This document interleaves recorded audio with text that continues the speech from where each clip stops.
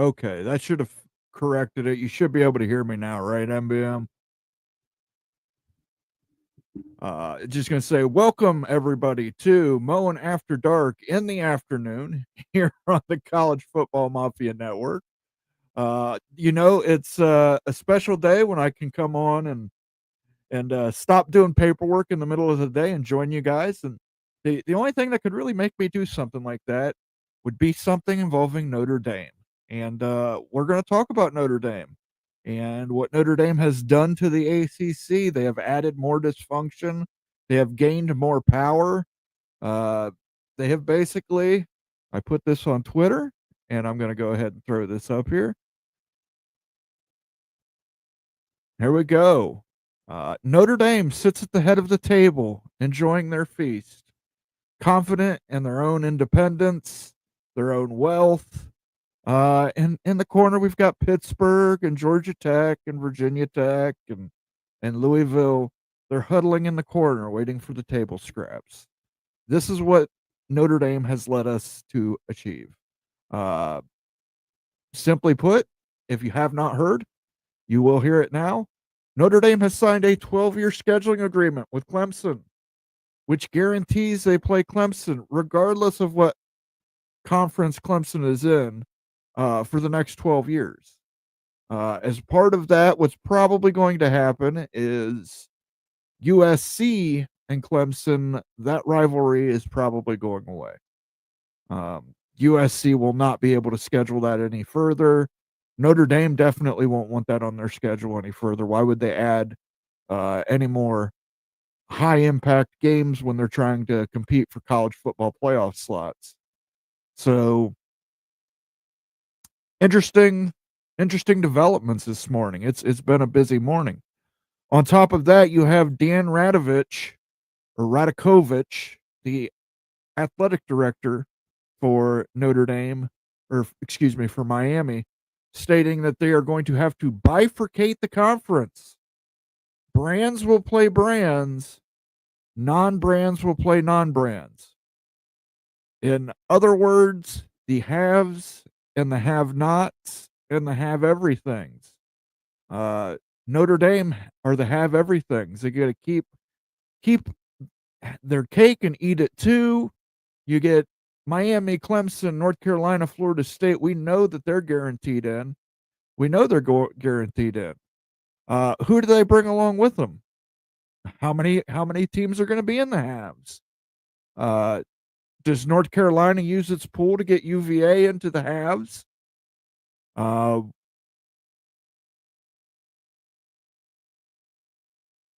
Virginia Tech, does Virginia Tech get in? Does UVA, if UVA gets pulled in, does UVA have enough pull to pull Virginia Tech in? We know that Notre Dame gets to play Stanford every year, regardless, but are they going to pull Stanford into the haves conference? Or is Stanford going to have to remain in the have-nots? Oh, and by the way, SMU, you just gave up all your media rights money, and you're probably not going to get to play those brands anymore. You are probably going to get to schedule heavy rotations of Boston College, Wake Forest, Syracuse, Pitt, and the other have-nots. That's what you signed up for. Cal and Stanford, that's what you signed up for. And how did it happen? Yet again, Notre Dame, who still refuses to become a member of the ACC, are maintaining their independence, getting to keep their entire college football playoff revenue money, and now they have basically divided the ACC. They have. They've divided them. How do you look at it? And if your school's like Virginia Tech, uh, Pittsburgh, Louisville, are you guaranteed to be in that brands? Because if you're not guaranteed to be in that brands, why are you staying? Why would you stay? I've heard the argument that, well, you can stay there through 2036 and still make decent money. You'll still make. I don't believe that. Why should I believe that? I mean, look, they've already went in here and got this conference to change itself from equal revenue distribution to now there's performance enhancements. Now you're going to have a bifurcated schedule. How long do you think Notre Dame's not going to be in the ear of these schools and saying, "Hey, you guys, no, don't worry about it. Just get unequal revenue distribution." Yeah, you can just force Wake Forest and Georgia Tech and everybody else to give you even more money. Continue to play, uh, to not play them. If I'm one of those schools, today I'm meeting with everybody in my athletic department and saying, "Hey, we got to step back. We got to step back here and take a look." If I'm Louisville and I'm not getting into that, even if you are getting into the halves, there's going to be people who are left out. Look, Louisville, Pittsburgh, Virginia Tech, Syracuse, schools like that could possibly make a jump to the Big 12 right now, and get more security and a better payout maybe. Because look, at the end of the day, I don't think they're going to continue with this revenue distribution model the way it is. These guys are definitely going to come in there and they're going to start saying, "Okay, well now we need more money." Yeah, the enhancement bonuses are nice, but because we play in a tougher conference, we're with the brands. It's harder for every one of us to get those enhancement bonuses. So as a result of that, we just need unequal revenue distribution. Do you think they're not?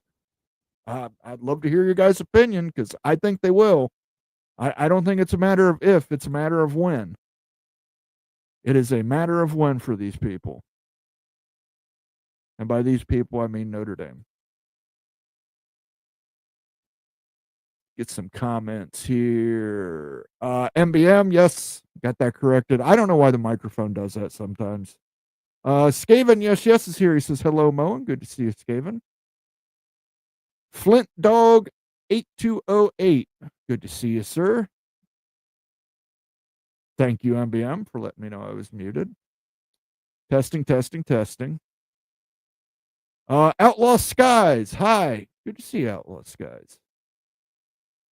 I'm convinced it's in the Notre Dame bylaws that they must always make waves. I'm convinced that it must be in the ACC bylaws that they must always grab ankle. Because every time Notre Dame seems to want something, Notre Dame gets it and gives up nothing. They've given up nothing. They get to continue to be independent. They get to continue to have their own special playoff access. They get to continue to have all the revenue that they want. Now they get to dictate they get to dictate not only their ACC schedule, but they're in the ears of these other schools telling them to dictate their ACC schedule. They're in there telling Florida State and Miami and Clemson, "Hey, no. You guys can stay in your own conference. You don't have to worry about moving. You can make just as much as the Big Ten and SEC. Just force it. Force it out of the hands of the other people." The other teams, by the way, that helped you build the ACC conference. They helped you build that conference. Whether you like it or not, they did. Virginia Tech had some years there where they helped build that conference. They did.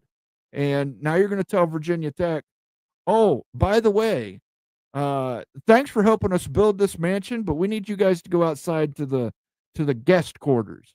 Yeah, you can't be in the big house anymore. Yeah, big house is just for brands.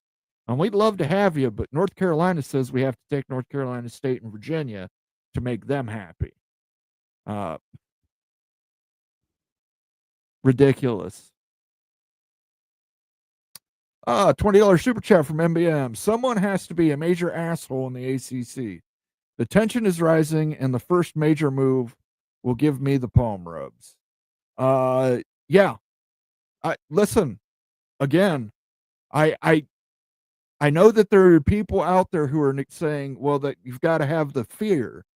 If you're Boston College, if you're Syracuse, if you're Pitt, if you're Virginia Tech, there's too much Yeah, you just got to swallow it and take it and just stick with it through 2038 and get your guaranteed 40 million. Fuck that. What you need to do is you need to get off your ass and you need to call Brett Yormark. Brett Yormark just got a 3-year extension. If I'm Pitt, I'm saying, "Hey, what can I get guaranteed?"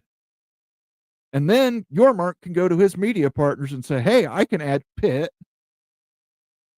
Virginia Tech, maybe even Louisville.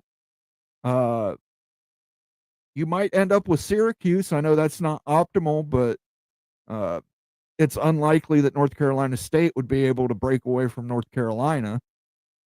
So, I mean, you could get those 4 right now, and then your media deal comes up before the ACCs. So, yeah, they might be making more up until that next media deal, but when the next media deal hits, who's to say that the Big 12 doesn't go to Warner Brothers Discovery and cut a new deal with them? And they start making $60 million per team every year compared to the have-nots of the ACC, the ones that remain behind, the Wake Forests and the Boston Colleges. And I'll be honest with you, if I'm those teams, if they want my yes vote, I'm saying you can have my yes vote. You're letting me out of the conference for free. We're not paying any exit fees. We will vote yes. While we are members of the ACC, we will vote yes for this plan. But we will vote yes based on the fact that you will guarantee us that you let us out of the conference and there is 0 exit fees for us. Thank you for the super chat, MBM. Let me see here. I'll put the cowboy up for you. I don't have the soundboard charged up. I gotta get the soundboard charged. I wasn't planning on doing a show today. My next show was planned for Thursday. Thank you for the super chat, though, MBM. It is much appreciated, sir.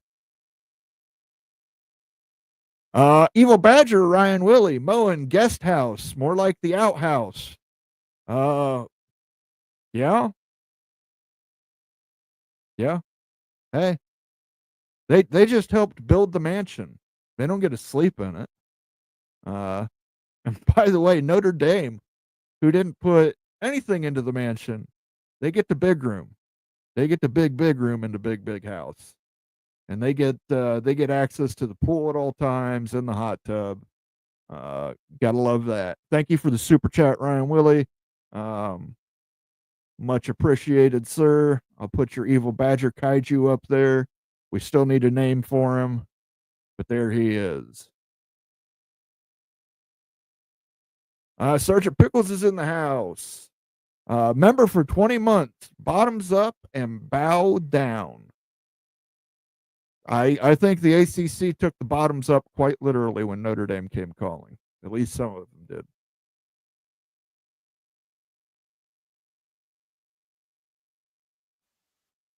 Go Terps says go Terps, or D5 Terps says go Terps.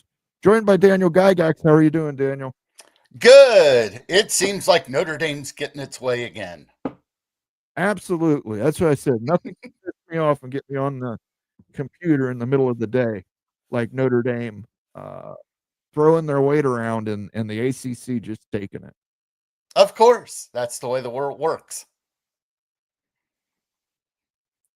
The biggest interesting thing that I saw was where they want to split the schedule up. That's Well, Pickles is here and he put a great thing in the group chat. It's like Animal Farm, George Orwell's yes. Animal Farm. All animals are equal. Some animals are more equal than others. Yep. And that is exactly what they're saying with the ACC. Unreal. It's unreal. Bob Swanger's in the house. He says hello. Good to see you, Bob. Almighty Finn's here. What up, Moen? I'm just pissed at Notre Dame. Hey, listen, Finn. Florida State looks like they're staying in the ACC. I'm just saying that deal does not get signed unless Notre Dame believes that they can convince the other schools to sign likewise deals. For now. Ryan Willie said Pitt should call the Big 12 and try to get in the Big 12. At least you would have the backyard brawl. Now, here's the thing. They would still have to pay $165 million in buyout. Is long term, is that going to make up for the amount of money you'll make in the Big 12?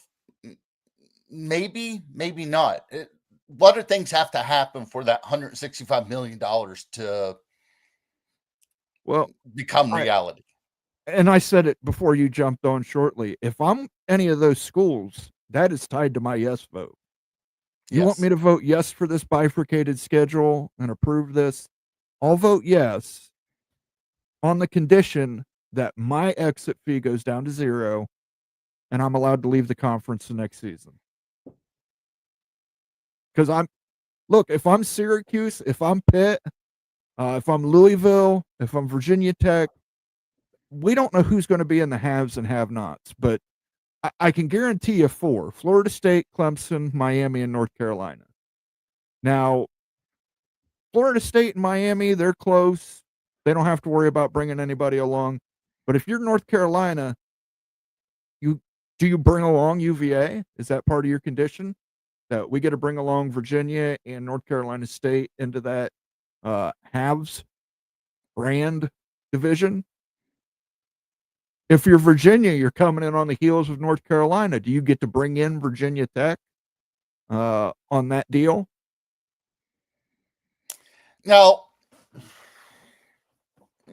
let's just do a head count real quick. You got those 4.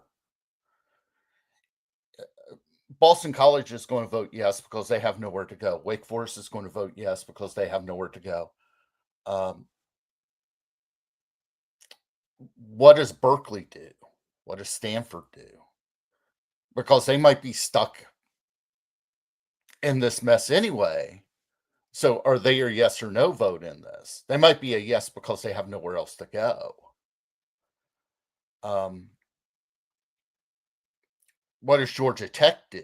I mean, there's a lot of questions on, does NC State vote with UNC just due to the fact that they're ran by the same group of people? Who knows? That right there is 9 yes votes. Yeah, but they're ran by the same group of people. But that same group of people, we've heard about the Wolfpack backpack. How are they going to take it knowing that North Carolina gets to play with the big boys and North Carolina State has to play with, whoever's left over? Nobody knows.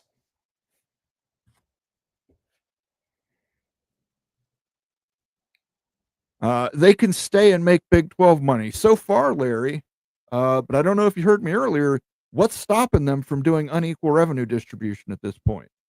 That's what it sounds like. Right now, they have the incentive bonus, which is performance incentive. Well, guess what?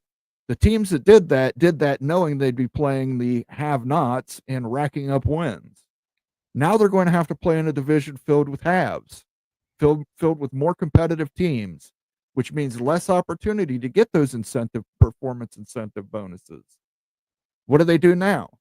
Now do they say, well, look, you guys are either going to have to give us unequal revenue share or we're leaving? Or let's say you have a Florida State who absolutely just threw up over themselves last year. Are they going to still get the bonus because they're the big boy? They're one of the big boys in the conference. Yeah. So I mean, you can't tell me that unequal revenue distribution is not on the table because everything else has been on the table. I mean, how far and how long can these teams bend over backwards? I mean, listen, if some of these teams agree to it, I have to check for shit behind their ears because they clearly have their heads up their ass. Yeah. That's the only way to describe that. And if I'm Pitt and they're saying, oh, it's $165 million for you to get out, say, hey, you just need to get enough votes together. You just need to get enough votes together to say, we're going to block this. We're going to block this. We've got enough votes. We'll figure it out. We'll figure it out. And it might be finding places for everybody to go. That might be the case. You might have a block of Pitt and Louisville and Virginia Tech and Syracuse. I know people say, well, Boston College has nowhere to go. Well, they can't kick Boston College out for voting no. Can't remove them. So if I'm Boston College, if I vote no, what are you going to do to me? You going to put me in the lower league? You're already going to do that. That's already on the table. So what punishment are you going to give me if I hold up and say no? There isn't any. So if I'm Boston College, I get in together with these people and say, well, listen, we're no, and we could be convinced to say yes, but you're going to have to guarantee us some things. If I'm Boston College and Wake Forest, I want a guaranteed rate. I want to know an unequal revenue share. I am guaranteed X number of dollars. And the problem, and that's the big thing, they want to know because they have to budget years in advance. Right. So I want a guaranteed number. I want a guaranteed number. And if you're the other schools, if you're Pitt, if you're Syracuse, if you're Louisville, if you're Virginia Tech, if you can get a hold of Brett Yormark, we know that he just got a big extension today, got extended for 3 years.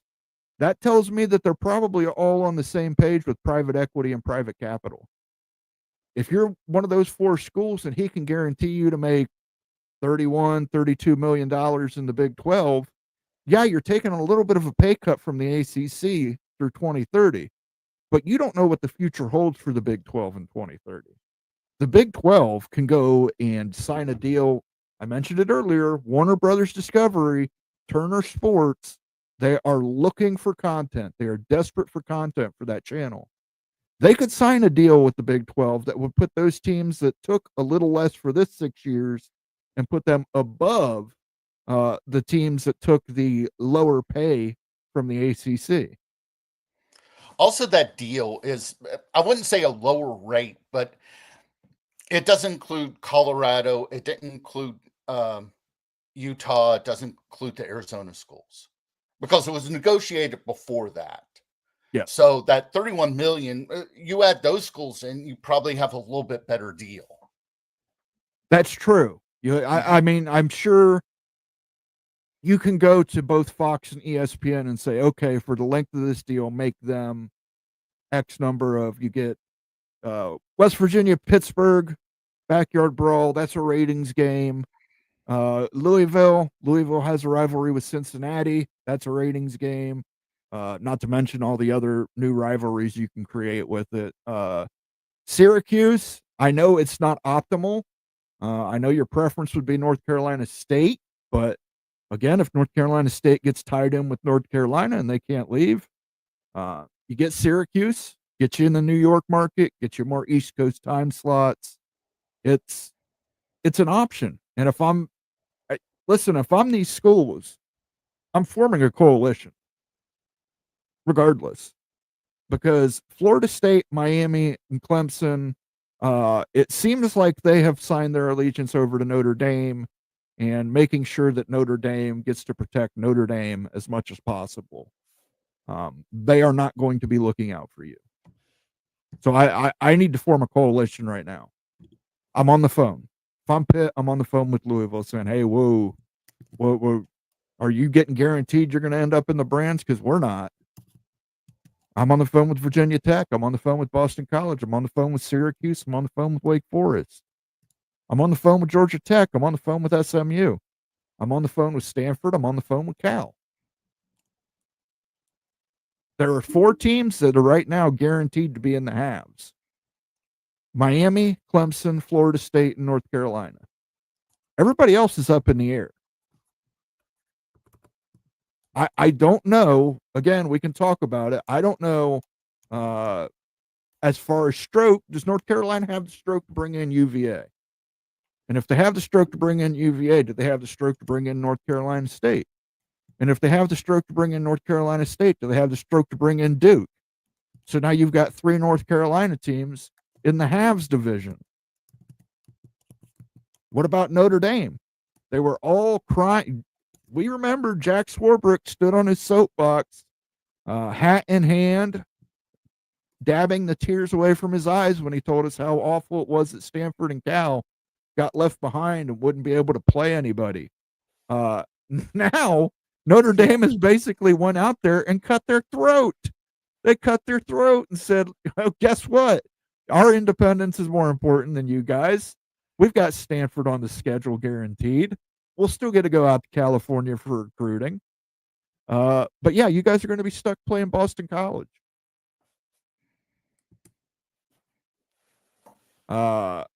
Ryan's got a question for you, Daniel. It's a super chat. Thank you for the super chat, Ryan.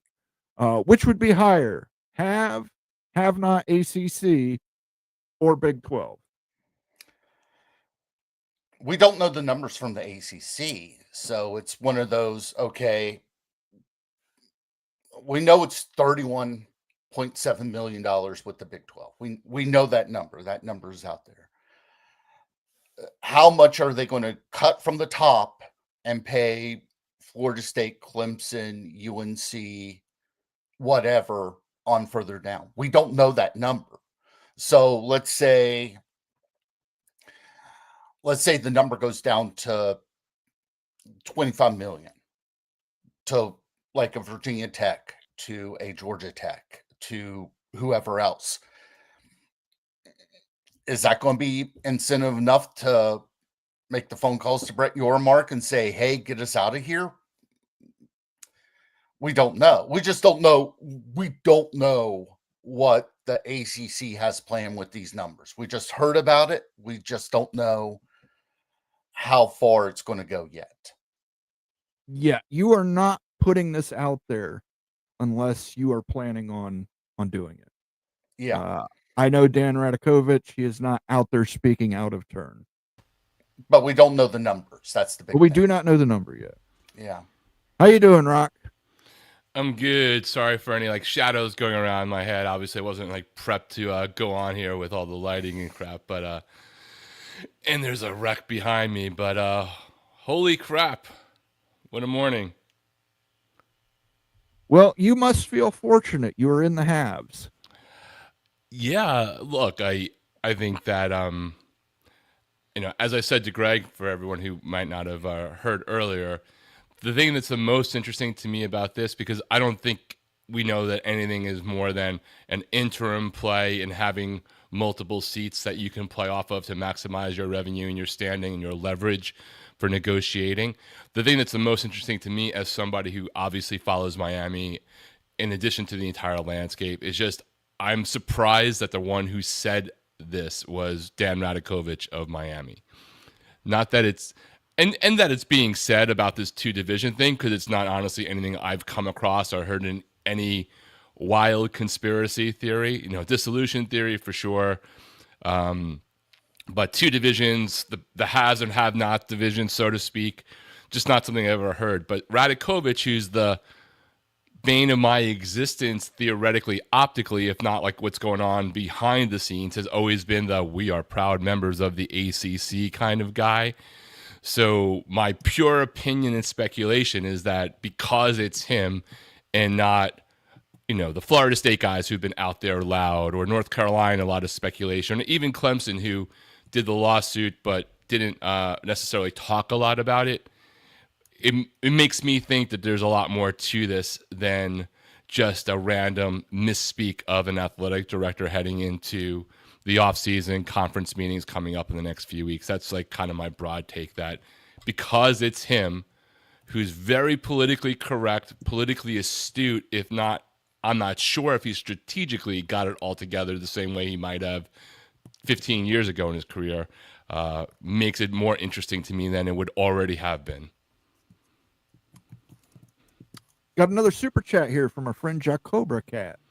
Hard body Notre Dame with its long legs and no tan lines is the Jordan Hudson to an ACC that's been Bill Belichick with vigorous caresses. I hope I read that as erotically as possible, Jacques Overcat. Justin Tucker approves of your reading. By the way, your mic sounds fantastic now, Rock. Awesome.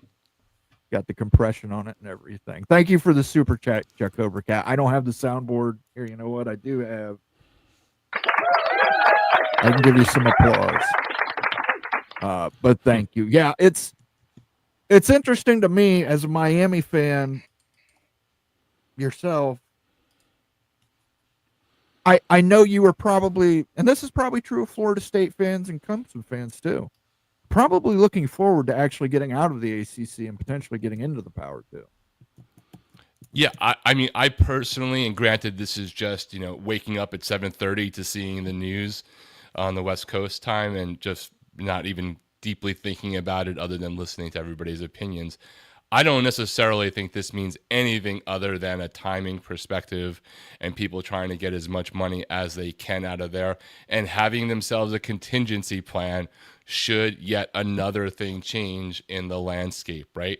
If you think you have a strong shot of making the P2, but something happens next week that fundamentally delays or changes this, then you have some other play there. Like, that's my first impression. It may or may not be what actually comes to pass, but I don't necessarily believe that doing this means that Notre Dame knows for sure that the ACC is staying together.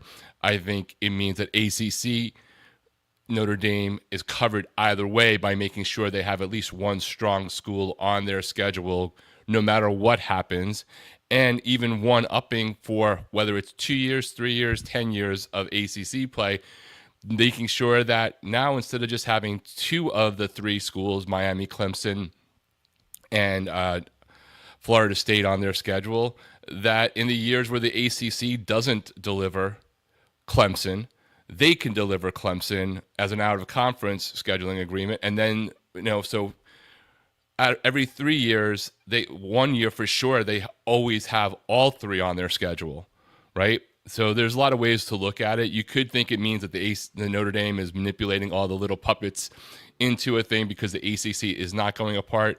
I think it's probably, as all things, a little bit more nuanced and variable, and people are just trying to play whatever degree of 8D chess they want to while the commissioner of the ACC continues to play tic-tac-toe. Sure, but keep in mind, they're also, during that season where they play all three, they also play Stanford. They get Stanford on their schedule every year. So they correct, yeah, and I'm not sure they've effectively negotiated 4 of their 5 ACC schedule. Yeah, depending upon I the one thing I'm not exactly sure about in terms of Stanford is like is Stanford folded in automatically to the 6, or is it in the years where Stanford is assigned, it's a 6, and then in the other years, it's not part of the 6. So I'm not sure, and I don't really know that obvious. I'm assuming that's the case for Clemson with this new agreement now that the deals have been done, but I don't know exactly how, if that same exact scenario plays into Stanford, or whether Stanford is always considered one of the 6 inside the conference since the minute they came in. I just don't know the answer to that question. Somebody in chat, one of you guys might know that. I try not to talk about stuff that I have literally no idea about, and that's one of those things I have literally no idea about. Ryan Willie wants to know, does Miami still try to get into the Big Ten? Absolutely, because the math is still the math, right? So let's say that Miami, Florida State, and Clemson somehow collectively get 70% of the TV ratings. It's still 70% of X, and that X is nowhere near what you'll get just getting the equal share or even a 50% share initially, plus whatever the Big Ten Academic Alliance brings to you from a research perspective, upgrade overall. So the total pie is different. I don't see how it changes a freaking thing about aspirations for any of those schools that have P2 aspirations. Right now, if you're if you're living in the world and 4 months ago your 401k was awesome and now it's not so much, you adjust to the moment, and then the minute it's awesome again, maybe you can decide to go on vacation again, right? It's just you have to adjust to the circumstances, and if you knew for sure what day the stock market would crash, you would have probably made a contingency plan or went down, right? Whatever time that it was, whether it was 1929, 2008, decreases now, COVID, you make a contingency. And I think that's what these schools are doing. How somebody like Wake Forest or Boston College either reconciles of our fate is here anyway, so we're just going to push back and go buy us out. I think one thing we don't know really, and there's been no word since the projected settlement, is when ESPN extended the deal through 2036. The one thing we know is before that happened, they added those 3 schools so that if only 3 schools leave, the composition clause of the ACC would stay the same, and therefore the money would stay the same if the deal got extended. What we don't know is whether ESPN, other than opting in through 2036, did anything that made it so a Boston College or Wake Forest has an idea of what's going to happen even if they lost 6 schools, right? Is their money going to stay the same because ESPN valued even the remainder in such a way? Because I think that makes a big difference onto how willing you are, if you're BC, Wake Forest, whoever, to vote for this thing. And the other thing I mentioned on Greg's show that I'm not sure about, and I probably can look back at the ACC bylaws, are there's 3 numbers in terms of voting that matter. There's a 2/3 thing for pretty much all of the things. There's a 3/4 thing for a couple of things like membership. And then there's North Carolina law about dissolving the conference, which is just state laws for LLCs. It's 50.1% or whatever that number is. So half plus 1. I don't know where, hey, we're going to divide ourselves into 2 divisions falls into any of those sort of voting tiers, because that gives you an idea. Because if it's only a majority want to change the schedule, well, then you just put the top 9 brands, however you're defining that in, and they can just enforce this on everyone. It doesn't really matter what anybody else does if you're living in a house divided, right? And you don't really care because you know you're going to move out in 1 to 5 years or whatever it might be, or you think you're going to do that. If it's a 2/3 to change the fundamental structure of it, if it's even a vote, then it's a whole different negotiating play, right? Of, what can you do for just enough other schools to get to approving this change? Right. It's wild crap, man. A coalition. They need to have a coalition right now. The other part I would bring up, Daniel's a West Coast guy. He probably knows this. Cal, Stanford, and SMU, when they agreed to be a part of the ACC, they did not agree to be part of a have-not division. They came on board, took less money. Obviously, SMU took no money outside of playoff money. But Stanford and Cal took a reduced share, so everybody else could make more money. And now you're going to tell Stanford, Cal, and SMU, by the way, you're not getting money, you're taking less money, or you're not getting any money, and now you're going to play in the have-not conference. Now they're getting paid. It's a pro rate on the tier 1, but they get full ACC network money. Yeah. Cal and Stanford do. Yes. SMU, they're just getting CFP money, and that's it. And here's the thing: Stanford's going to be proactive. Berkeley has no foggy clue what's going on. And I mean, seriously, they've got donors yelling and screaming, saying, "Hey, you better get ready. We're getting screwed. We need this done. We need that done, and all this other stuff. Hey, we're going to hold back money until you guys start answering questions," and they don't care. The admin there just pretends like it doesn't exist, because you got to think of it this way: outside of probably the AD, anybody above that, they know that there's athletics there, but they don't care. It's not on their list of concerns for University of California, Berkeley. They're more worried about what they're doing at Lawrence Labs than what happens with their athletics. Skaven, yes, brings up a great point. I was just going to mention this. If you're Cal and Stanford, let's say you go to the ACC and said, "Hey, we don't agree to be a part of this. This isn't what we signed up for. We want out.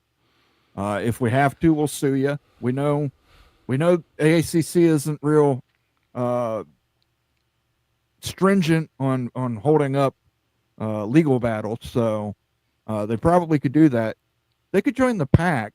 Cal and Stanford added to the new Pac-12 as members, maybe number 9 and 10, assuming they add a Texas school as number 8. That could probably get that deal up for the Pac-12 to probably the $10 to $12 million range. I believe Stanford. They're still leaving a ton of money on the table. But less travel. Yes, it is. Yeah, it is less travel, but they're still leaving. Let's say the travel budget, because you still have to get on an airplane to go up to Pullman. You still have to get on an airplane to go to Corvallis. You're still a lot of airplane trips. So let's say the budget with the ACC, travel budget with the ACC, and I'm going to just throw a number out, is $10 million. Let's say it was $5 million with the old Pac-12. I mean, are you going to? I mean, right now they're making close to 20 with their way the ACC is set up. I mean, you're going to lose money in the deal, but how much? That's the big thing. You're making 20, and if you're spending 10 on travel, you're making 10. Yes. So if you can go to the Pac-12, and the Pac-12's new media deal with you on board can get you up to maybe 12, 13, 14 million. It's still going to be, again, you're going to make basically what you're making now.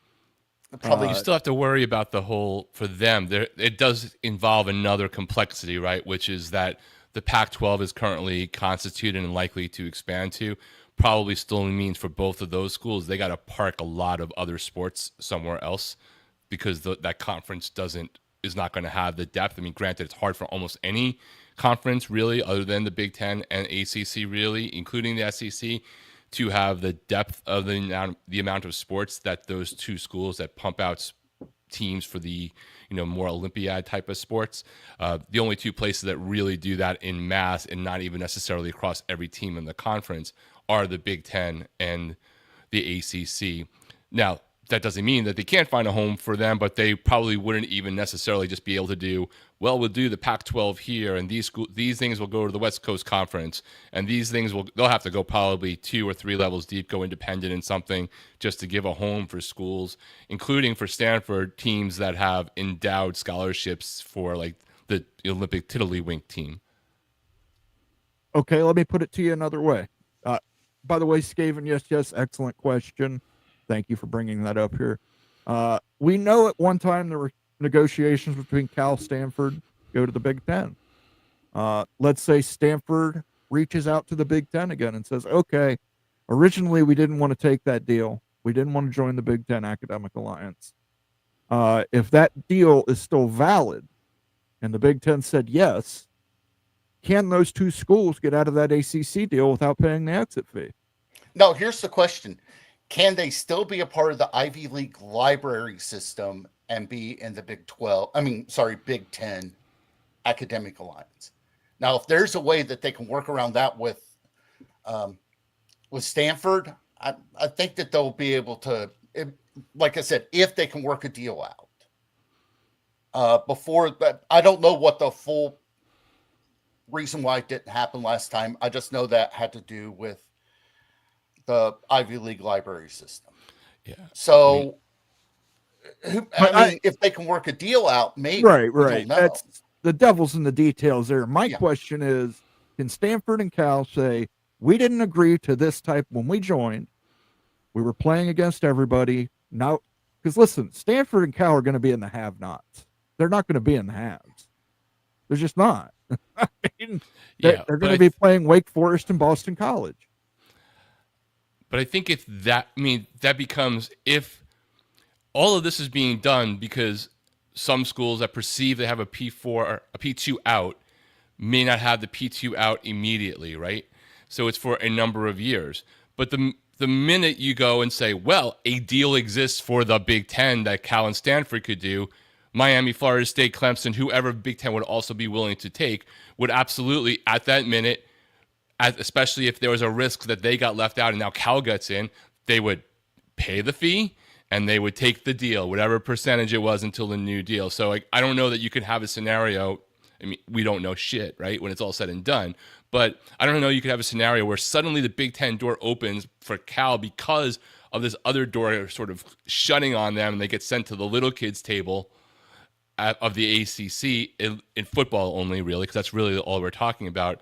Well, the minute that a door opens in the Big Ten, it's not like Miami's going to be like, cool, like I'm sort of excited about this whole, like, still not as big of a pie as the Big Ten would be. And if Florida State is a viable candidate, or North Carolina or whoever, that they're just going to say, well, we already settled this. You guys go.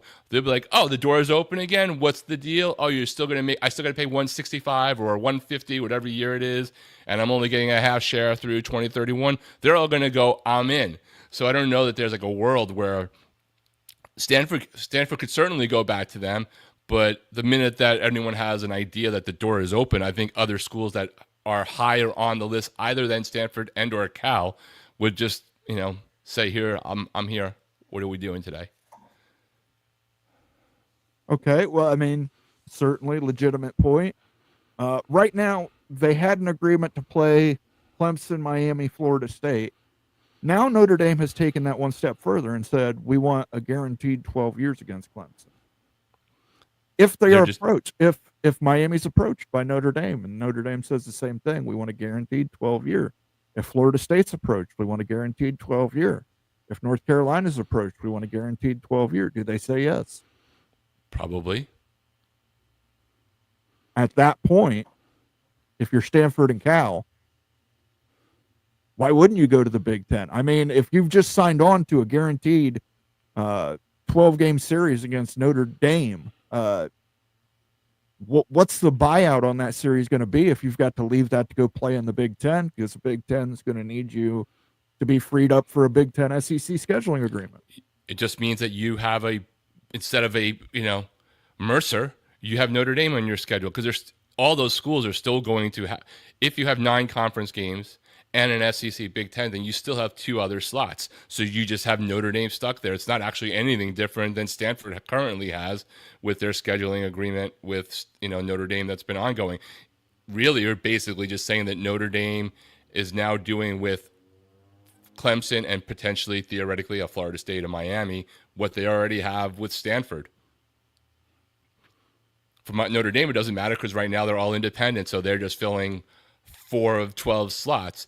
For Miami or Notre Dame, a Miami, a Clemson, a Stanford, a Florida State, all you're saying is that of our 2 games that we might have optional, assuming best case scenario of us going to the Big Ten and they do the great scheduling agreement with the SEC, that just means you only have 1 pancake on your schedule. For Florida State, it's actually worse potentially if they get to the Big Ten, because then the other game would just be automatically Florida. So their out-of-conference schedule would be locked with Florida State and, with Notre Dame and Florida. If they go to the SEC and Miami went to the Big Ten or stayed, then it might still be locked because they might make that second game just be the Miami-Florida State game. If Miami and Florida State travel together, then they would still have 1 spot for Southwest Eastern Illinois. All right. I want to get some questions and comments in here from the chat. Thank you, chat, for waiting so patiently. We've all got a lot of stuff to say today. I want to thank Daniel and Rock for joining me again. Daniel, you can find right here on the College Football Mafia Network. He hosts a little short series called Just the Facts with Dan Gygax. Rock and Rant, you can find over at College Football Express. What is the handle on that channel, Rock? It is, I'll put it in the chat, it is CFB Express with no E before the X. And of course, out here with Moen on Sundays. That's right. And randomly, drinking college football Kool-Aid on a Tuesday morning on a / Tuesday early afternoon. Yeah. In the off season. I had to stop filing paperwork. I said, you know what? I can't. I listened to Greg's show and I kept getting madder and madder. Oh yeah, Blues. Your rant is coming. I can't wait to see what you're going to drop. By the way, if you want to guarantee your comment gets read, it'll have to be a super chat. We've got over 400 comments in the chat, so I'm just trying to go through here and make sure I get a good cross section of everybody. But if you want it to be read, guaranteed, it'll have to be a super chat. Movie Time Blues. Good to see you, sir. Domer's gonna Domer. That is their MO. You're right, but it's not so much that Notre Dame does that gets me. It's that the ACC allows them to do that. What's even funnier was that whenever the Big East was falling apart, guess who was put in charge of redoing the Big East in 2012? The University of Notre Dame. And they left probably 8 months later. They announced, hey, we're going to the ACC.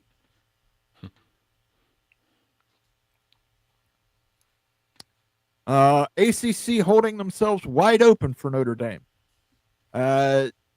I won't make, you can look at the thumbnail. You can make your own assumptions on what those mascots are doing. Virginia Tech had a small hand in it. This is Florida State Clemson's conference. Absolutely, Almighty Finn, and I'm not trying to take a shot at Florida State Seminoles, but look at this season. Even the big boys can have bad seasons. Early on, Virginia Tech, the early years, with Goiter, I'm trying to remember his name, Frank Beamer. They had a hell of games in the ACC. There have been other teams that have been fantastic teams in the ACC. So to say small hand in it, maybe, but they should still be able to reap the rewards. They toiled in the field right beside Florida State. I got a super chat from our friend Opie D-Don. Good to see you, Opie. Hey, guys, does anybody know that when you leave the ACC and you announce today, is it $165 million 2 years from now, or is it $36 million less than 165 because you can't leave for 2 years? I hope that made sense. I copied you. Yes. From what everything that I saw reported, if you announce today you're leaving, it's the $165 million, whether it's one more year from now or 3 years from now. It doesn't matter. It's the date that, Rock is shaking his head. No, it's how many years are left on the deal. So if you announce today and said you're leaving, and you're saying I'm leaving in 2028, you would subtract 26, 27, 28, 3 years times 18 million. Okay. So I take the L. I thought that was something different on that. No, it's about the actual effective date of you being gone. Got it. Like if you get engaged today, you're not married for 2 years. Technically, you're not married. So, and I think and this part I'm not 100% sure on that, when everybody said that, they said it was 165 with the assumption that the 2025 season was off the schedule. Right. But I don't really know if anybody went into the details of, the amount of notice required, but they're still in the window that you can leave for 2026 in theory. I believe that's it's like a year's notice, if I'm not mistaken. It's not 2 years. You have to give one full season's notice. So and it's either August 1st or August 15th. I can't remember what the exact date is for the ACC. So there you go, Opie. There's the answer for you. I'm glad Rock and Rant could provide that for us. He is the guru of ACC exit fees, because a title I'm looking forward to giving up soon, please. And he knows that, but he knows that because he's one of the teams that was originally going to get out. We don't know if they're going to get out anymore. But thank you for the super chat, Opie. It's much appreciated. I think all the teams are getting out, just to be clear. The date has always been the time. I don't think the inevitable fact, because nothing's changing the facts on the ground and the monetization. There's not really a scenario with the money available right now that we're aware of that changes that fundamental thing that in 4 or 5 years, the schools who are trying to compete for national titles, theoretically in football, will be starting off even the best revenue share model, $40 million-ish behind their brethren in the Big Ten and the SEC. So you could get lucky, outliers happen, but this is not the NFL where everything's equal. So I can't see how those guys don't unless something materially changes, I don't see how they don't at least keep those aspirations down the road. Outlaw Skies. All I got to say is the ACC is dead. All hail the new ACC.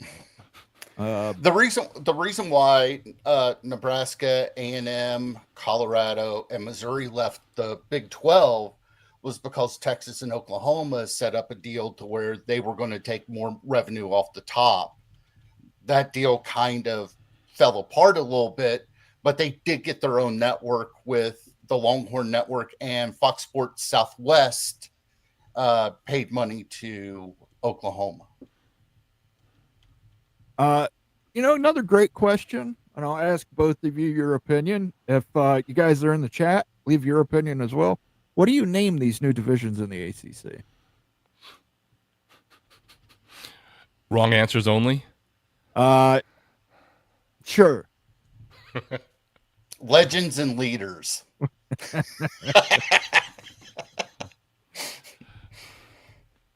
I mean, they're not going to be named the haves and have-nots, or the wealthy or the poor, or the landed gentry and the serfs. I mean, legitimately, is there a Benton over? I don't know. yeah. I mean, really though. But what is the division name? How do you need a euphemism there? You're not going to say, "Hey, you're the one." You're not going to be the fucker division versus the fucked division. What? Let me know in chat, guys. Let me know in chat. Oh, MBM, I like that one. Lever. Lever and leeches. I like that. Levers That's and really, leeches. There you go. Cows and milkers. That's good. I want to know legitimately if anybody's got a good legitimate name, tops and bottoms. I'm sure it will be something as original as the Atlantic and the Coastal just reborn. Oh, for the sake of and the Coastal will be the one that Stanford, SMU, and Cal go into, because it would be ridiculous to have Stanford and Cal in the Atlantic. How about Cucks and Bucks?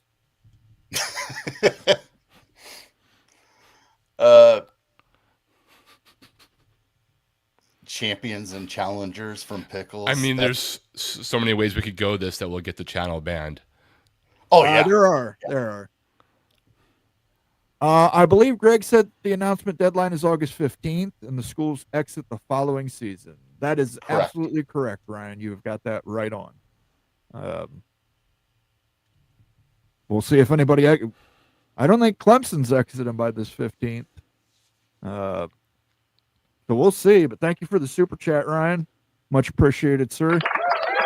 Always appreciate your generosity, Evil Badger. And by the way, I know that Notre Dame plays Wisconsin, I believe, in 27. It's either 26 or 27. They've got a game up at Lambeau Field. For the love of God, whoever the coach is, Ryan, please kick the shit out of Notre Dame. Please. Run the ball. Run the ball on them. Just kick the crap out of them. Please, please, please. And if I do make it up to Madison this year, I will let you know, sir. We also can't assume that this is actually going to happen, even though it's being floated that way, because, I mean, if we went back and asked Mo and AI to go back and look at every strong rumor that everybody thought was chalk in conference realignment or the ACC in the last year, and we had to drink everywhere, Mo would need 6 bottles, and you guys would break the Georgia Tech emoji. And I'd be fine with that. Yeah, but I mean, here's the thing, though. You're right. We don't know shit from Shinola right now. We don't know exactly what's going to happen, but strong indicators. You've got Notre Dame signing the scheduling agreement, guaranteeing that they're going to play against Clemson every year. You also have the AD for Miami, which Miami is one of those powerful schools. I mean, they fell off. We can acknowledge that. They fell off for a bit in the early 21st century, but they seem to be back. They're one of the powerful schools. They're going to have a say in the ACC. You've got their AD floating this bifurcated division system. So there are strong indicators pointing towards for sure. this. Yeah, I'm not saying I don't think it's going to happen. I just mean that there's a lot of things that a lot of us thought were going to happen, and some of us are okay to admit that things change and therefore our opinions change, or things change and we were wrong. Others go and cry about it. We don't go and cry about it. So I'm just leaving open that door that we don't know, right? 4 months ago, we were positive the Big 12 was going to be going down the private equity route. The only thing I'm positive about right now is that Brett Yormark got a contract extension. That's all I really mean along those lines. Not that I don't think that the Big 12 will eventually go to private equity in some form, or that the thing that politically correct Dan Radakovich put out there, I don't think it's an accident. I don't think he misspeaks. I don't think he's the San Diego State athletic director who doesn't know what he's saying in the room that it's going to get out everywhere else. That's way down the rabbit hole, but most of you in this chat probably know what I'm talking about instantly. So here's the big thing. If you could tell me what UNC is going to do, whether it's 6 months from now, 6 years from now, I think I said this on another show. We know the chess pieces. We don't know the moves. Opie Didon, thanks guys. I was confused by all this stuff. Then I stand by my comment to the Godfather that announcements will be before the start of this season or soon thereafter. Rock and Rant can correct my grammar. Don't worry. Don't worry about it, Opie. I got bad grammar as well. That's what AI plugin tools are for. That's what in my email for. Yep. I used to be a very good speller, and now I'm just I'm a fast typer and let some automatic tool fix it. So we can decipher conference football realignment and crazy stuff in the ACC. Opie, thanks for the super chat. Yes, much appreciated on the super chat. Yeah, it's funny. Kids today, they just spell everything with numbers and letters anymore. Anyway, I don't know. My niece talks so fast I can't even understand her anymore. I just kind of smile and nod. Thank you for the super chat, Opie.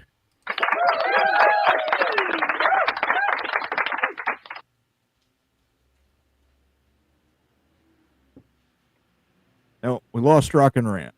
I'm still here. I just shut my camera off for a second.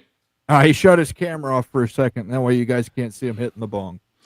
I was getting my phone in case I was getting summoned, and I didn't want to throw you guys off with the stunning. Ryan Willie lets us know it's 2026 they're playing Notre Dame. Okay, so that's next year. God, I hope they do. I'm hoping for a Notre Dame beating on week 1, personally. I hope Notre Dame gets beat all the time. Is that in Miami or is that in? That's in Hard Rock on Sunday night of Labor Day weekend. Let's take a look at some of these names here. The Pimps and Hoes division. There we go. Sergeant Pickles. There you go. That Pickles. reeks of public ivies. I'm sure that they'll adopt that one. Levers and Leeches. MBM already mentioned that. We talked about that. Cows and Milkers. That's Up Wild Utes line. He would like that. Tops and Bottoms. We mentioned that. John Drive front and back.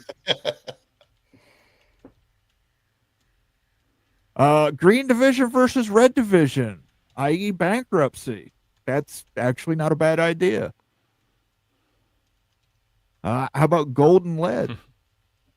Mm-hmm.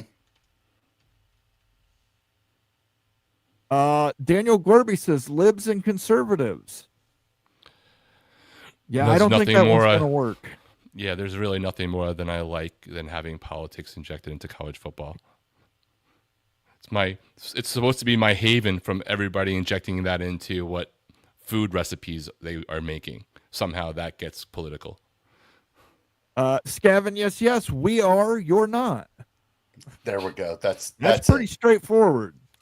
That lets you know. I think that's about as good as we've seen. I think that's supposed to be the spit and swallow. Troll grinding cheek clapper. Good to see you. Haven't seen you in a minute. Love the username. What about divisions of those who can and those who can't? That's good. Wild Utes here. He says the Bessies and the milk suckers. The milked and the milkers. Choosers and beggars. That'll work. Playoff division and challenger division.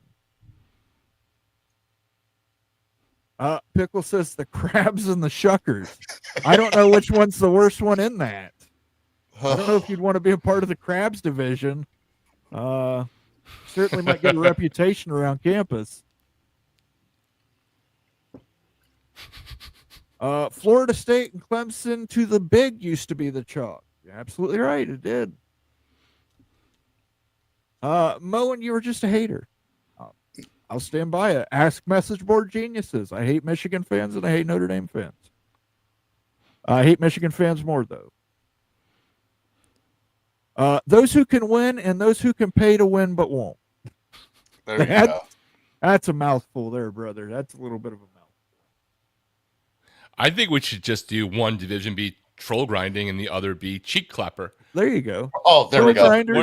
It's one of the best screen names on YouTube, so I think we should just divide it so it flows. I like that. The troll grinders and the cheek clappers. Joseph Kurlagon Jr. says, I believe that Notre Dame is trying to set up a situation where all the top ACC programs play them to be in a situation to have Stanford join Notre Dame when they become Big Ten members after 2030. Problem with that, though, Joseph, is the out-of-conference scheduling. I mean, we could look at it this way. Let's assume Notre Dame does go to the Big Ten and Clemson goes to the SEC. That can be part of your scheduling agreement. But, I mean, if they're guaranteeing games with Miami and Florida State, if they come up with some kind of scheduling agreement between them, it's going to be kind of hard. And Mo, and just because for whatever reason, that juxtaposition that Joseph just put in there made my mind think, so real time, this could come up either smart or really stupid. The other reason why I don't think this is a long-term scenario, and it means any schools are stuck, because let's say we kept the new proposed revenue split from all of the schools. The 9 schools that are the best brands would be better off still shucking off the clams from the bottom and literally just redoing a new deal, dissolving the conference, doing 9 teams, and still even doing the revenue share based off of performance, because you would still take 7 or 8 of the least technically, not because they're not great schools, but media brand value brands, and your floor for everyone in a 9-school conference and your ceiling, even if you were still doing revenue sharing, because Florida State, Clemson, Miami, whoever wanted that breakdown based off of what they bring, you would take the least valuable things and you'd make more money going out to market for those 9 schools doing this. So I think if this was, hey, a long-term solution, your best course would still be dissolve the conference with a 50+1, have those schools that would be in this new division go out and get a new deal, and then still potentially do some performance-based things that they've already agreed to in principle, and the floor and ceiling would be higher for both. Understood, but that would require 3/4 of vote. No, it does not. It requires 50.1. It's an LLC in the state of North Carolina, and that articles of incorporation are I understand that argument. 1. I understand that argument. It's not an argument. That's like a fact of law in North Carolina. Well, it can be challenged in the courts too. And The you're problem probably is we going to don't- have Wake We don't Forest know the challenging. bylaws. We don't know the ACC There bylaws. is no. No, There I is do no- know I do know the ACC bylaws. I have a copy of them, and there's Okay. nothing in the ACC bylaws that applies to the LLC portion. There are 2 levels of votes. There's 2/3 for in most things. There's 3/4, but the ACC itself is an LLC formulated in the state of North Carolina, and since there's nothing in the bylaws referring to that, the way most, I think all LLCs in North Carolina would be dissolved is by a majority +1 vote.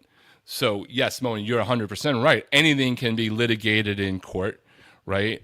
There could be some suspected nefarious things, there's certainly a risk. I'm not saying there's not a risk, but if you're going to be talking about something that you presume you're not going to be in either of those conferences for not just 4 years or 5 years, but ever, you would probably take that risk, settle out of court. You're probably going to settle for less than your exit fee would be because you already have that as a baseline, and go out to market. So, like, lawsuits aside, the worst case scenario is your 165 because you already have that in play.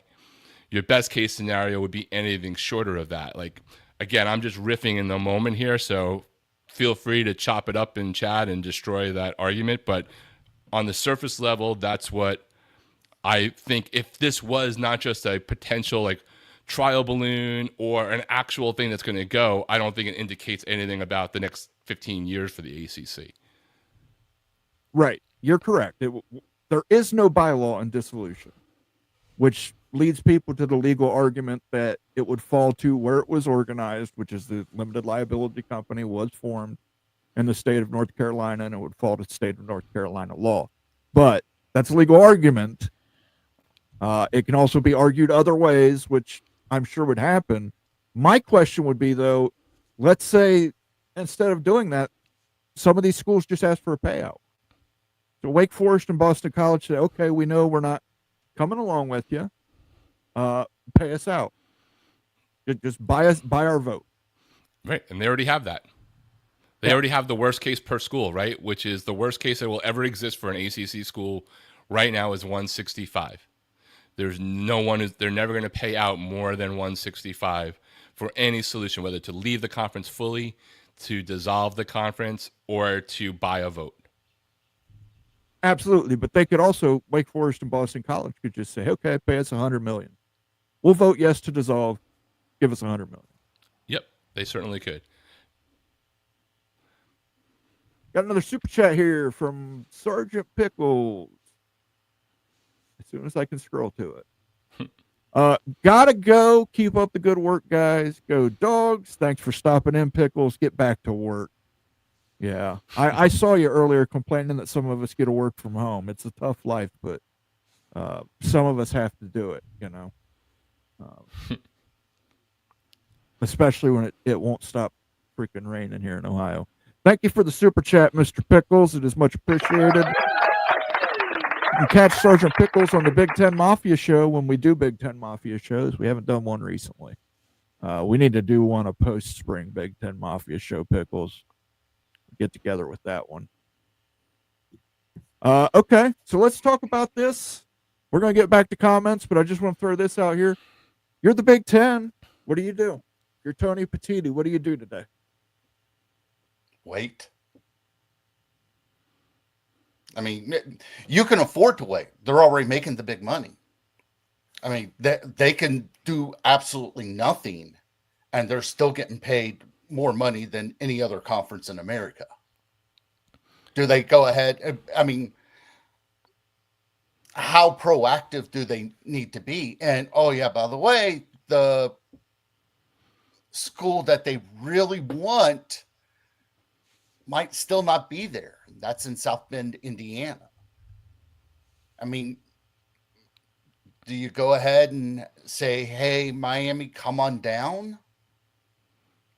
Like I said, they have the luxury of having all the money. They can wait for everything to fall apart. Yeah.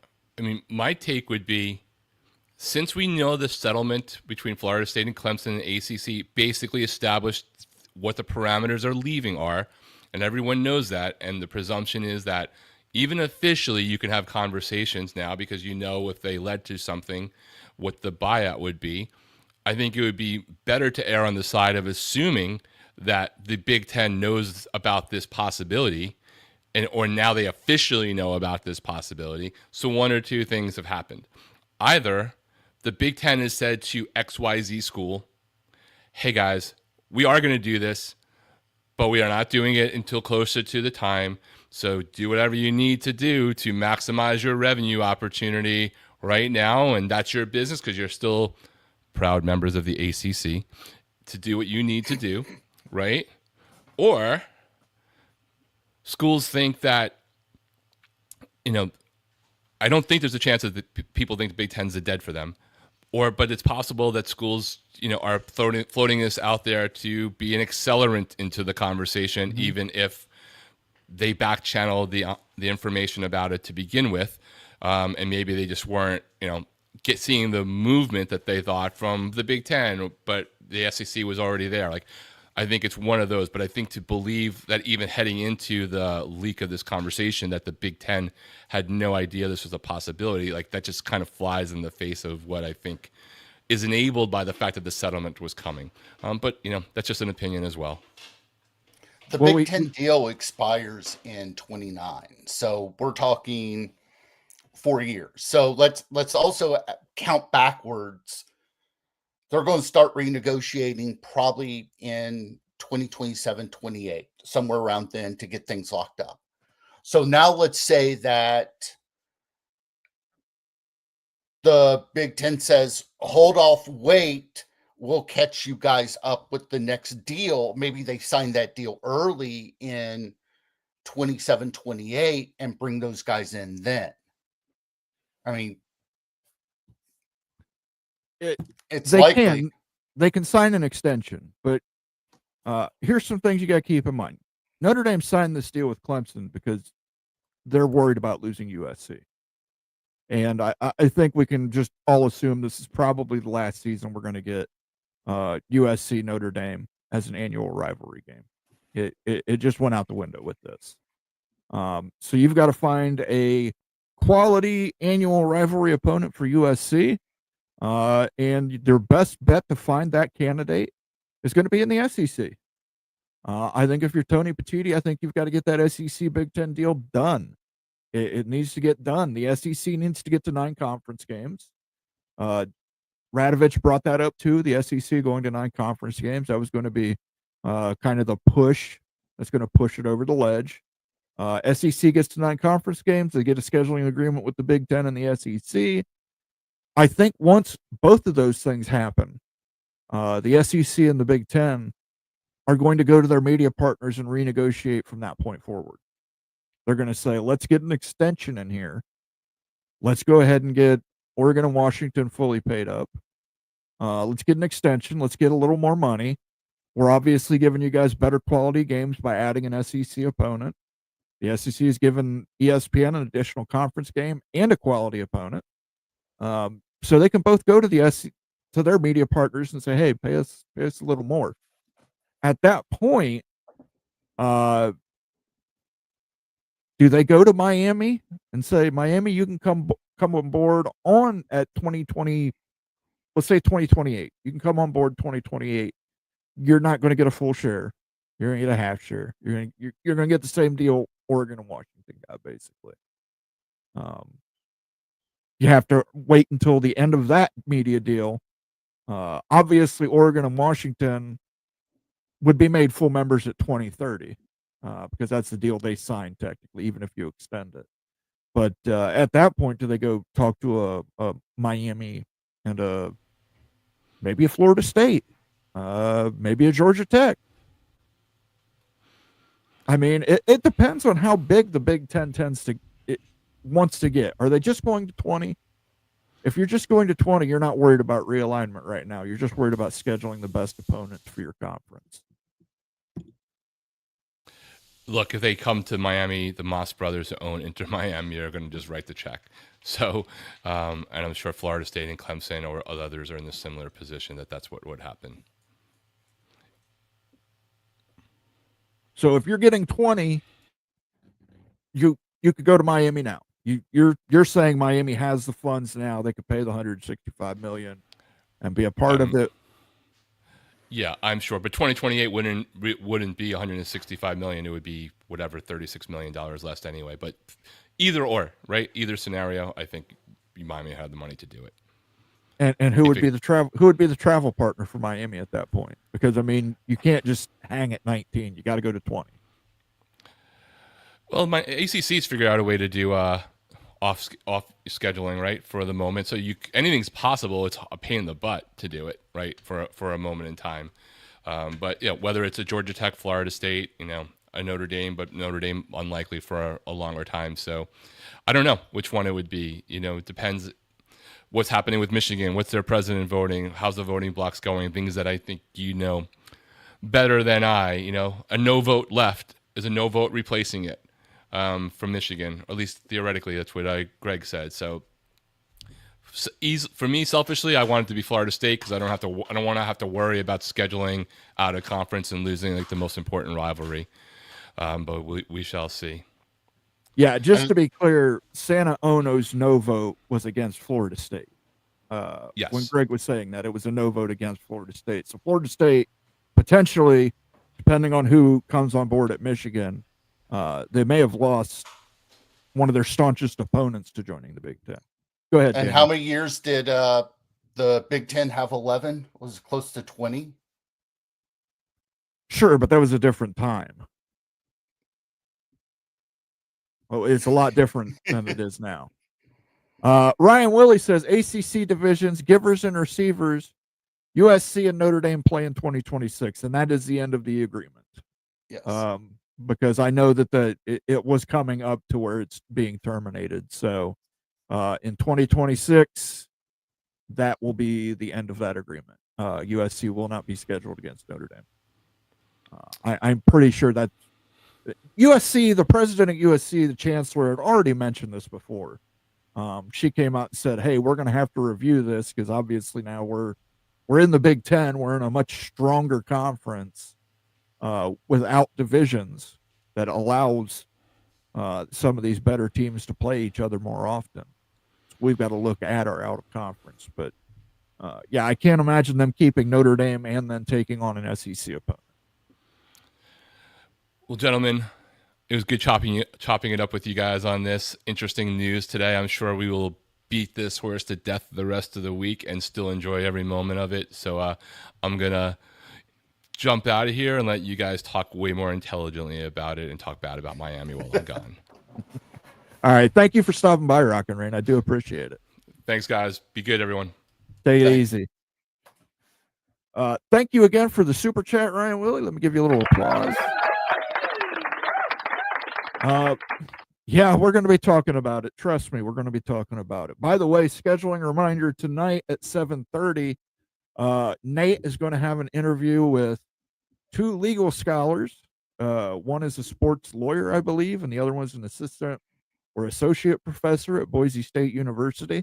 They're going to be discussing House versus NCAA, NIL, all kinds of fun legal stuff. So definitely, if you want to get some knowledge, tune in tonight at 7:30. That should be fun. We'll probably have a show tomorrow night, myself and Nate, and then Thursday night for members only. If you are a member of the College Football Mafia, you will be able to watch the path of the Miami Hurricanes, where Ute has got the financials. He has crunched the numbers. He has checked the spreadsheets. He's going to tell you just what's what with Miami and what their exit fee deal with the Big Ten could be that would make sense for them to leave early and pay that. So should be interesting. And then Friday we'll have the big freaking Friday show, which Nate will not be with us this Friday, so we'll probably have somebody else on there as our third. So all right, I think I got all the programming notes out. Let me see here. I'm trying to find where I left off with comments.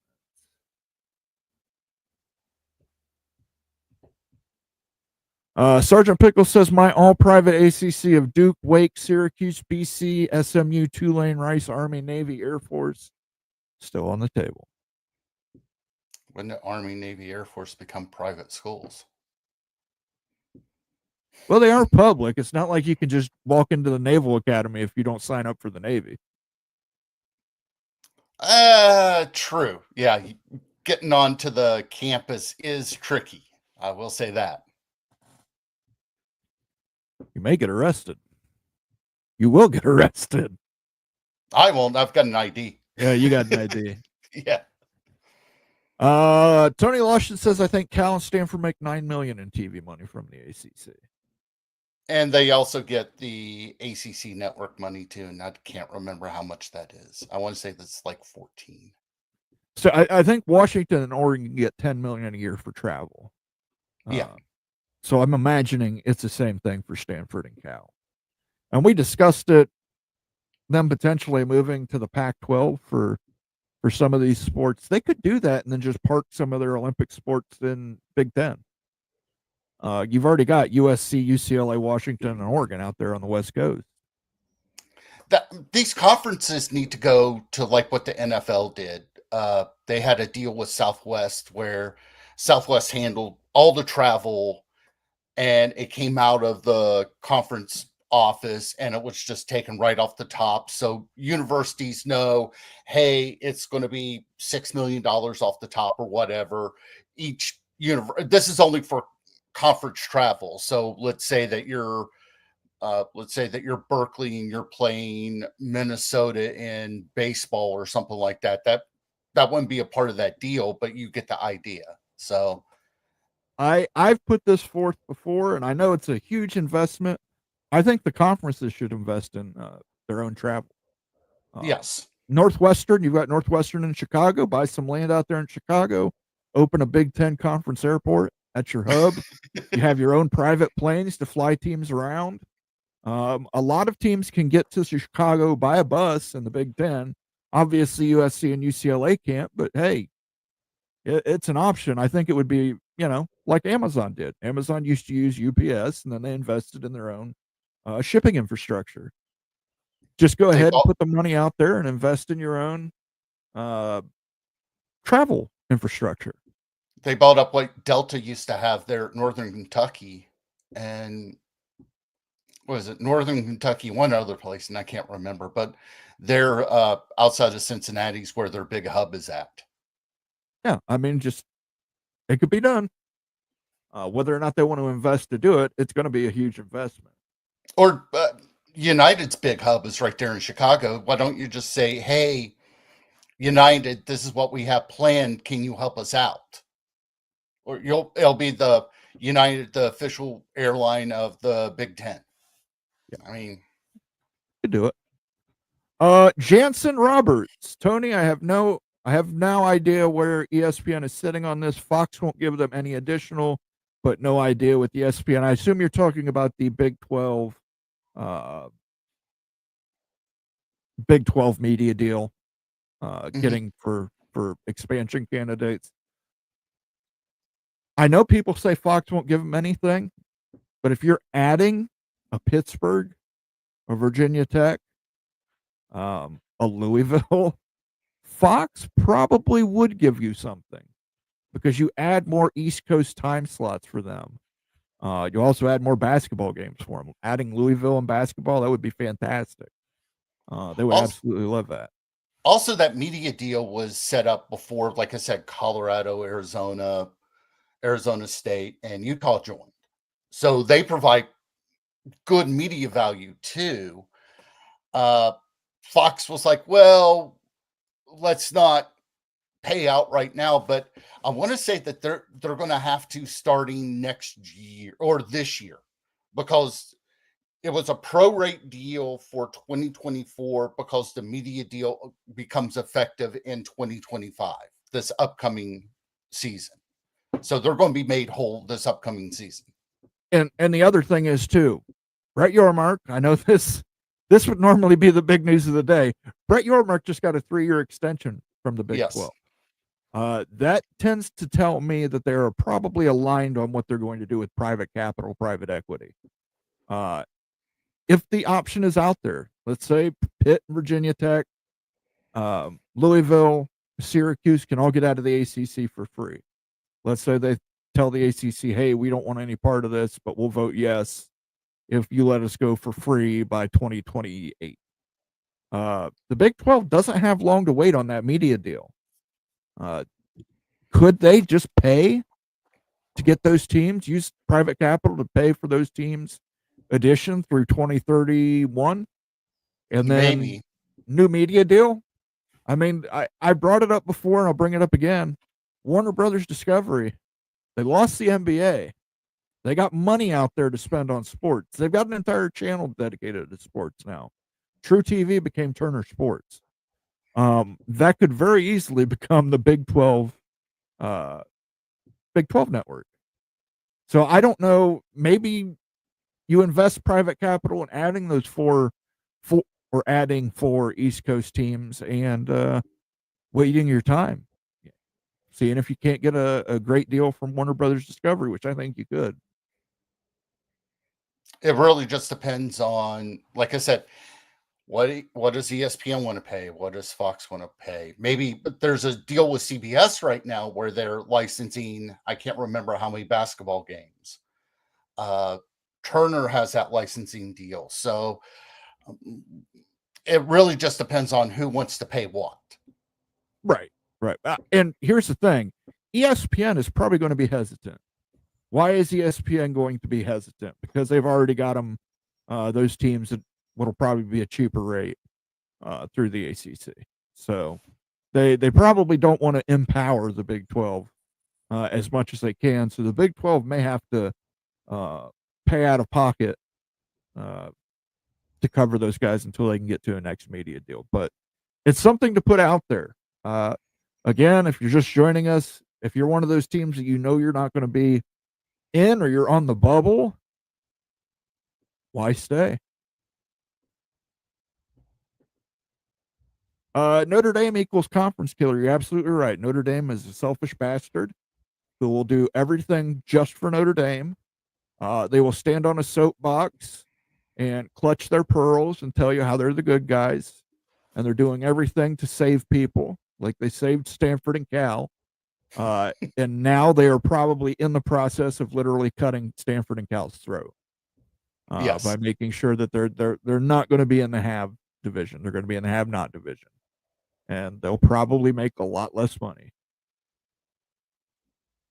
Calford could solve their problems by joining the Big 12. Funny that nobody bothers to even mention that. Well, they could solve that problem, but Cal and Stanford are not going to allow themselves to join the Big 12. From what I was told, nobody at Berkeley made the phone call to the Big 12 the weekend that the conference fell apart. Nobody was proactive, and Stanford was still having discussions with the Big 10, so they didn't make the phone call either. So whenever everything lined up, I know Berkeley never made the phone call. The only people that they called were the ACC, which doesn't make sense because you still have 2 schools in Arizona, you have Utah, so you do have schools out on the western part of the country that you can go still play. They never made a phone call. Why? I don't know. You have to wonder if maybe the Big 12 had let them know in some fashion, don't call. Because if you're the Big 12, you don't need any more West Coast schools. You want East Coast schools and East Coast time slots. Yes, you took the Arizona schools, you took Utah, you took Colorado. It benefited your conference immensely doing that. Arizona State, love it or hate it, they didn't win that playoff game, but they showed up. They showed up and played against Texas tough. They represented your conference well. Colorado, ratings juggernaut with Deion Sanders. That's only going to help your next media deal. So they made good with those 4 additions, but they do need to add East Coast. So now here's a hypothetical. Let's say where Utah was running their mouth, we don't want to go to Big 12. We don't want to go to Big 12. We don't want to go to Big 12. Let's say Berkeley would have made that phone call and said, we'll join. Utah might be on the outside looking in. Yeah, but you're probably, as much as they're rivals and they dislike each other, BYU wanted Utah in the Big 12. Yes. So they because did have a voice. You already have the Salt Lake market with it. Yeah. So they did have a voice advocating for them. Yeah. MBM says Texas equals conference killer 9,000. Sergeant Pickle says Stanford and Notre Dame to the Big Ten. Cal is down the list against teams like Georgia Tech. Again, I don't know what's going to happen. If you're Georgia Tech, you're one of those bubble teams. Maybe you can get a better deal going to the Big 12. Maybe you can cut some kind of deal with the Big 10. You can say, hey, we'll take the Oregon-Washington deal and extend it through 2035 or something like that, just to make sure we have a place in the conference. And then the Big 10 can approach Miami, and it could be Georgia Tech and Miami. Still more money in ACC money. Yeah, we'll have to wait and see. This threw everybody for a loop. It threw Greg for a loop, threw me for a loop. I saw it this morning, and I literally, I don't want to say what I said. If I say what I said, we might not be able to monetize the video. But yeah, I was shocked too. I did not see this one coming, and I don't think a lot of people did. Fox isn't paying for Stanford. That's why Oregon is in the Big Ten. True. That's exactly what happened. That's true. You're absolutely right. But that was also before Notre Dame signed this deal with Clemson. You have to look at it this way, too. If the Big Ten added Stanford and Cal, and USC and Notre Dame stopped scheduling playing each other, Notre Dame loses that California pipeline they depend on. Notre Dame needs to play games in California to help their recruiting of California kids. That's why they were so desperate to get Stanford and Cal into the ACC. That's why they were so desperate that they got the ACC to already agree with them to allow them to schedule Stanford as a guaranteed game every year, so that they would be traveling to California pretty much every year between Stanford and Cal. So adding Stanford and Cal, the Big Ten could look at it as a defensive measure of saying, okay, Notre Dame, you want to remain independent? Great. We're taking away the California pipeline.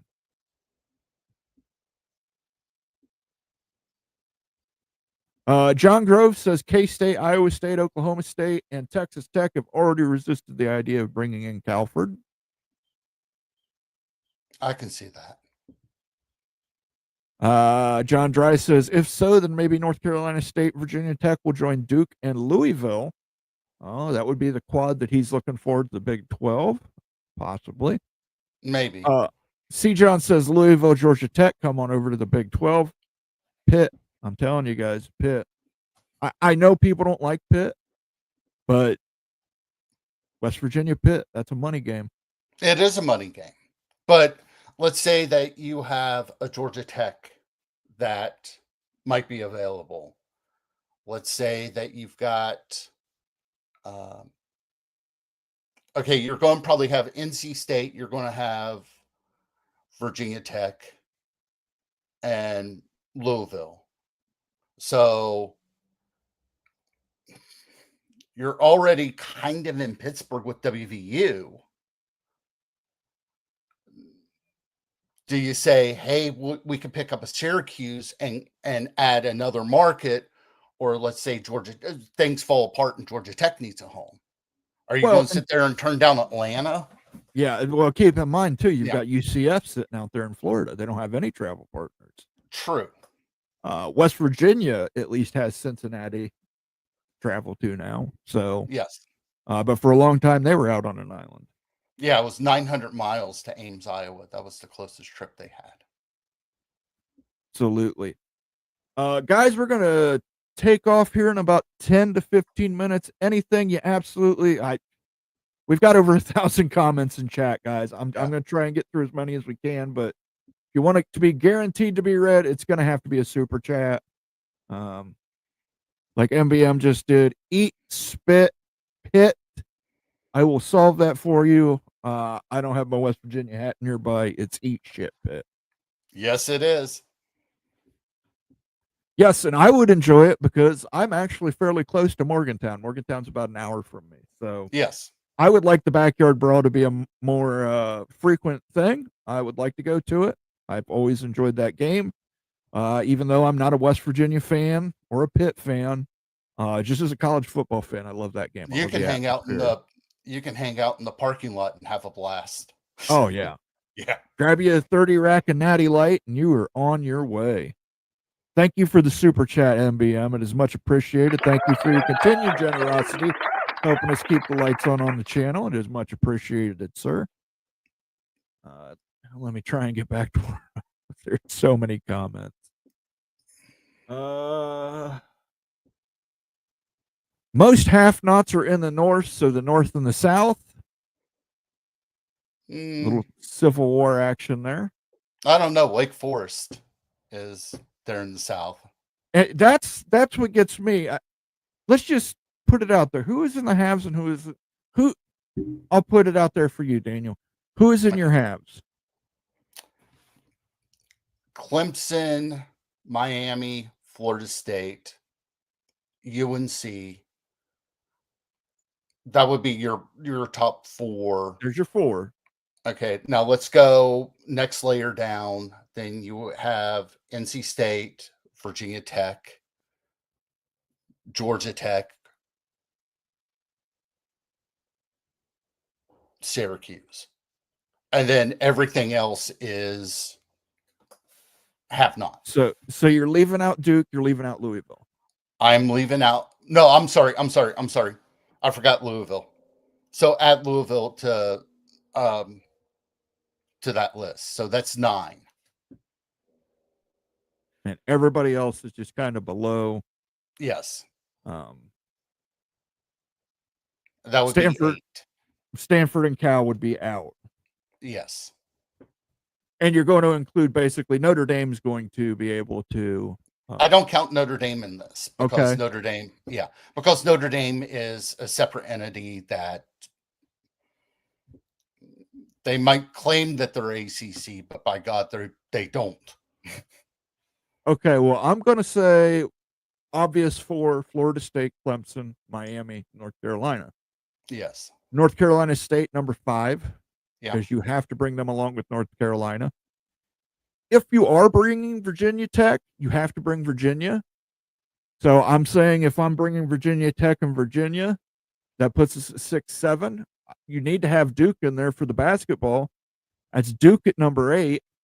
That leaves Louisville at number 9. So you end up leaving out Boston College, Georgia Tech, Pittsburgh, SMU, Syracuse, Wake Forest, Cal, Stanford, would all be left behind. You would have 3 in my halves. You would have 3 teams that wind up in the that are from North Carolina are in the half division. North Carolina would have to bring along North Carolina State. You would have to bring Duke along for the basketball quality. Now, you could separate this out from football and basketball whenever you talk about have and have nots. You could possibly, but if you're going to do it, it's a lot easier to do it for all athletics and just say this is the haves division, this is the have-nots division, especially if you're going to get into unequal revenue share. Yeah.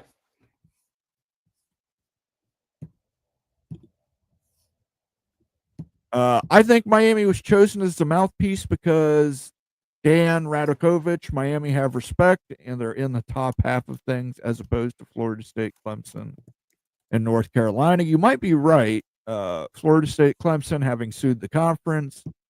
North Carolina going through their own PR nightmare right now with Bill Belichick and Jordan Hudson. It might be, but Albert Einstein famously said, God does not play dice with the universe. I don't think it's any coincidence that we have this Notre Dame Clemson scheduling agreement going public and then Dan Radakovich saying these things about bifurcating the conference into 2 divisions.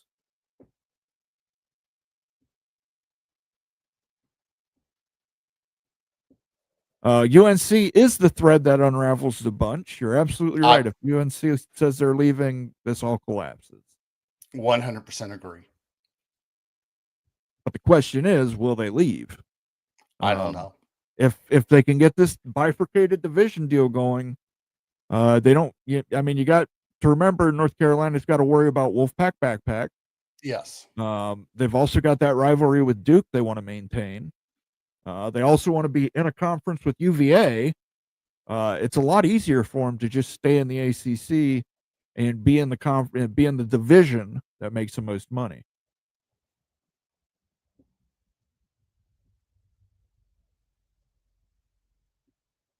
But how much money are we talking about? That's the big thing. Yeah. We don't know.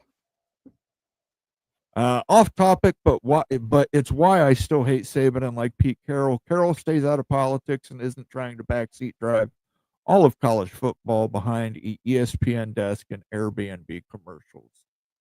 Yeah, we talked about this on Sunday. Absolute joke that Nick Saban, who is a multimillionaire, who wasn't out there taking any damn hits during the football game, has the nerve to tell kids they can't make money playing football. Nick Saban did commercials for Joe Manchin in West Virginia. When was that? 2018, whenever he was running for Senate last time. Also, a friend I went to high school with, she was in one of the commercials too. Yeah, I mean, look, I don't care about his politics, but I mean, Yes. any coach, Tommy Tuberville, Nick Saban, to come out there and say that they need to regulate these things. Well, let's regulate coaches' pay, because a lot of these coaches, Ohio State included, Ryan Day is a state employee. There are lots of state employees who don't get raises every year. Yet Ryan Day is the highest paid employee in the state of Ohio. That it's hard to say that that's okay when you've got people that are working, like my mother for years. She was a nurse. She worked for a state home for the developmentally disabled. Many years she did not get a raise, but the coach of the football team is getting a raise and getting paid excessive amounts of money. But you don't hear Nick Saban or Tommy Tuberville standing up and saying that's not right. But here's the thing. What can be written in executive order that's going to fix things? What can be written into a law in Congress that can fix things? It's a big, gigantic mess right now, just due to the fact that the NCAA let it become a mess because they kept taking L's in court. They might take another L in court with the House settlement because judge said, hey, we want you to do this, this, and this. And they're like, oh, well, we'll come up with a different way to grandfather it. No, she wants something grandfathered now. So. Yeah. Absolutely. Go Black 45 says, so the ACC is going to split up. If you read Dan Radakovich's quote, I put it in the actual description of the show for you to read. It seems that way. It seems like you're going to have a split between those who have and those who do not have. Jump through here. If this is the last season USC plays Notre Dame, I will never go to another USC game. Tell them to remove my donor plaque along the exterior brick fencing and only be a PSU fan. That's right. Pro grinding cheek clapper. I remember you told us that you have a degree from USC and Penn State.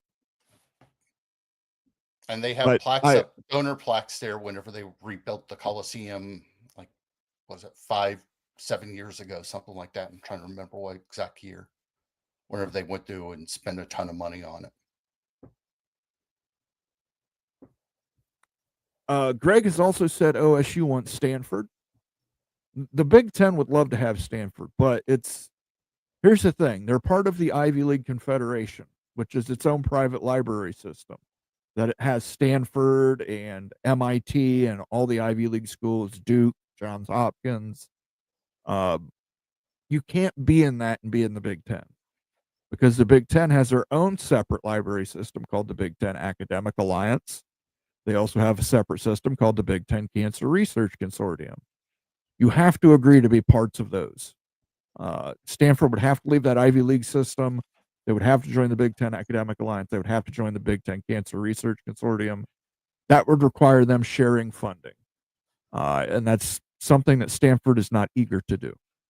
Stanford has a deal with UCSF, University of California, San Francisco, their medical center for cancer and the children's hospitals that you have up and down Northern California. That's Oakland Children's Hospital is the big one. So they already have a deal, but they don't share They don't share a lot with the University of California, I'll tell you that much. They're still pretty tight on research. Mullen, are you still mad about the money? Notre Dame loses and takes home $20 million, while Ohio State won the Natty and took home $2.56 million and a nice shiny trophy. I'm mad about the fact that Notre Dame gets special treatment, and Notre Dame not only gets special treatment, but they use their influence to make sure that that special treatment is written in stone, and they actually use it, and it ends up harming other teams. I want The to know Big what East, the Big East is a great example. The Big East collapsed in part because of Notre Dame. Exactly. If they want to join ACC, I would have no problem if they join the ACC. Join the ACC as a full member, you would resolve all the problems that the ACC has. They won't do it, but they will go in there and schedule. Basically tell the ACC, we're going to schedule exactly who we want to schedule. No other ACC team gets to do that, and we're not going to be a member. We're not going to be a member of your conference. So screw your conference. We're just here to use you. They did the same. Yeah, they did the same thing. Photos they have. Yeah. Yeah, they did the same thing with Stanford and Cal. Yep. They basically bullied everybody to get them into the conference. Florida State, Miami, and Clemson all said, no, we don't want them in the conference. North Carolina said we don't want them in the conference. Notre Dame used its influence to bully the other teams to say, yes, you want them in the conference. By the way, those teams that voted to put them in the conference, they're now looking at going to be in the have-not division. So,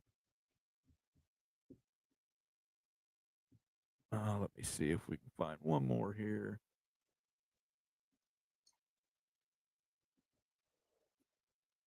If you get Stanford and Cal to do football in a different conference, but the other sports in Big Ten, you don't ever have to pay them big cash, and get two great universities into the academic alliance. I don't think it would work that way. It wouldn't work that way. But if Stanford agreed to join the academic alliance, it would probably be in the Big Ten and all athletics. And they probably would have enough stroke to bring Cal along too. The main question though, troll grinding cheek clapper, is they're both on the hook for $165 million, unless they can figure out a way to negotiate that out or argue that out legally. Berkeley has massive research labs. They run the Lawrence Livermore and Lawrence Berkeley, and who knows how many billions of dollars goes through those two buildings. To be fair to Notre Dame, yes, they'd be cutting Stanford's throat, but as far as Cal goes, they cut their own throats long ago. That's true. Exactly. Cal is responsible for a lot of Cal's problems. Is there any piece of the Big Ten that doesn't want Notre Dame because of how invasive and toxic they can be? Great point, Ortho. The thing you got to remember is when they joined the Big Ten, they wouldn't have this kind of influence. They would have to be an equal. They would have the exact same amount of power as Northwestern does. It's the same thing whenever Texas joined the SEC, because Texas basically could dictate terms to everybody in the Big 12. Oh yeah, by the way, you're not going to do that to Georgia. You're not going to do that to Alabama. You're not going to do that to Tennessee. You're not going to do that to Florida, because they're the ones that run the conference. We'll end it with this one. Shooter, Texas. Why would Big ever want two more schools in California when they could get much better members in Texas, Florida, or North Carolina? Makes no damn sense to add Calford. I will put it this way. It does make sense if you're going to 24. If you're going to eventually get to 24 teams, you might as well take Stanford and Cal on the West Coast. There's your 6-team division, your pod. It's the original 6 members of the original Pac-8. Pretty good deal there. And then you can get Florida and North Carolina. The Big Ten's probably not going to get anybody in Texas. I crunched the numbers. If you guys want, go back to the last members only stream we did last month. TCU and Texas Tech just don't bring enough for the Big Ten to add them, even despite TCU's market size being a huge market. They would need Texas or Texas A&M, and I don't see either one of those jumping from the SEC. So, agree.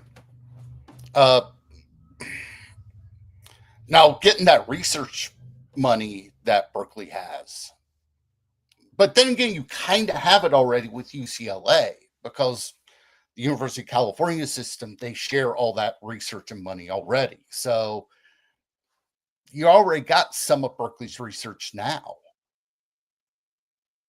absolutely. All right, we're going to wrap it up here. Daniel, do you have any final words for these fine folks? Nope. I think that we've pretty well covered everything, and we still don't have, there's still a million questions that we could ask today and probably not get an answer. Going to have one for all the people in the Have Not conference. Sorry you guys cut your own throats when you let Notre Dame boss you around, but you did what you did. Scheduling reminder, tonight at 7:30 p.m., join Nate with his two legal friends. They're going to discuss legal matters surrounding the House versus NCAA and NIL. We'll probably have a show tomorrow night at 8. And then Thursday at 8, we have our members-only live stream. If you're a member of the channel, join myself and Wild Ute. We're doing a live interactive Wild Ute University where we discuss Miami and the financials surrounding Miami's potential exit from the ACC.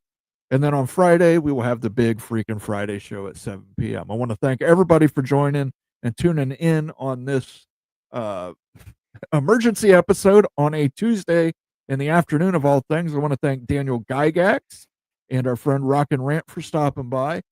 I want to thank MBM, Ryan Willie, Sergeant Pickles, Jacobra Cat, OPD Don, and MBM again, and Sergeant Pickles again, and OPD Don again, and Ryan Willie again. For your guys' continued generosity for the channel, that helps us keep the lights on here. It makes things a lot easier for us, so we do appreciate it. Thank you, everybody, for tuning in. Make sure you like, subscribe, leave a comment, and we will catch you on the flip side. Peace out.